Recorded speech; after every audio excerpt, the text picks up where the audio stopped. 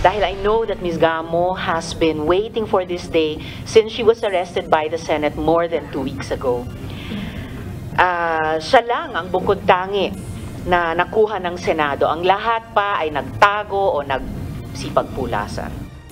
Ipinagpatuloy ngayong araw ng Senado ang pagdinig kaugnay ng operasyon ng Philippine Offshore Gaming Operator o POGO sa ilalim ng Committee on Women, Children, Family Relations and Gender Equality na pinangungunahan ni Senador Risa Ontiveros. Naunang hinarap sa komite ang dating accountant ni Alice Go na idinitine sa Senado na si Nancy Gamo. Dito, sinabi nitong 2012 niya nakilala si Go at kinumpirmang siya ang nagasikaso sa incorporation papers ng ilang kumpanya ng pamilya Go at dalawa umanong POGO companies. Si Miss Alice Go was a client of mine, client on a per transaction basis, per project.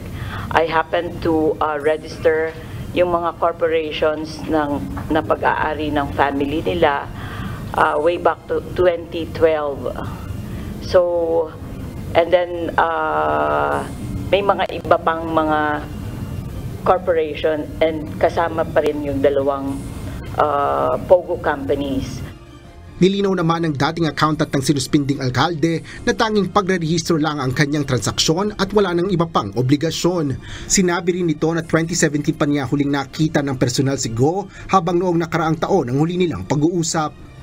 Yung contact sa telepono, yung nung nagpa-incorporate siya nung first POGO company. Tapos yung sumunod yung 2023, the second one. Pero yung so hindi kayo nakita during that time? No. Hindi kami telepono lang? Telepono lang. Sa kabila ng mga umano'y transaksyon, nagtataka si Gamo kung bakit itinanggi ni Go ang pagkakakilanlan ng nasuspinding alkalde sa dati nitong accountant.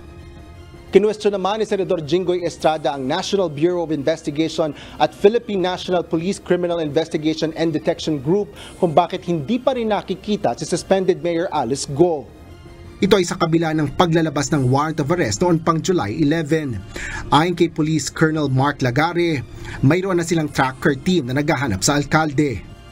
Tiniyak naman ng NBI na ginagawa na nila ang lahat para maisilbi ang warrant at maaresto si Mayor Go. We were informed that by our assets as of prior to the issuance of the warrant of arrest, there are some sightings in Bulacan. However, sightings lang? Sightings lang po. Kamukha lang niya? However, when the team went to the possible locations of the sightings, ay as of now, malalaman po natin na wala naman pong nahuli o nakita pa po.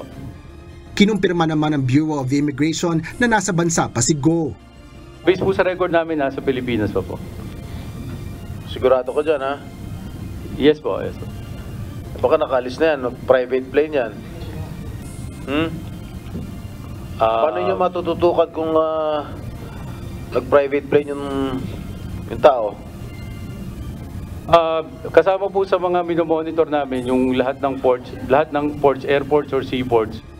Bunsod nito, nagbabala si Senator Estrada na kung hindi pa rin makikita ang suspendidong alkalde sa mga susunod na linggo, ay maaaring maapektuhan ang budget ng mga nabanggit na ahensya ng pamahalaan. Samantala, humarap din sa pagdinig ang umano'y otorisadong representante ng Lucky South 99, isang POGO hub na ni-raid sa Porac, Pampanga. Pinabulaanan ni Cunanan ang aligasyon na hindi niya binayad ang nasa kalahating $1 milyong na buwis ng operasyon ng POGO sa Philippine Amusement and Gaming Corporation o PAGCOR. We strongly deny that, Your Honors, because if hindi mo rin binayad sa PAGCOR. Even for the sake of arguments, Your Honors, if you will look at 6 months is $150 per month after $50,000 per month.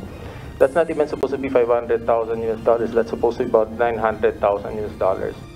Nilinaw pa rin ni Cunanan na hindi siya ang nagproseso at nagbabayad ng buwis ng naturang POGO company. Asher Cadapan Jr., UNTV News and Rescue. Diyos ang aming sandigan, serbisyo publiko ang aming pinahalagahan.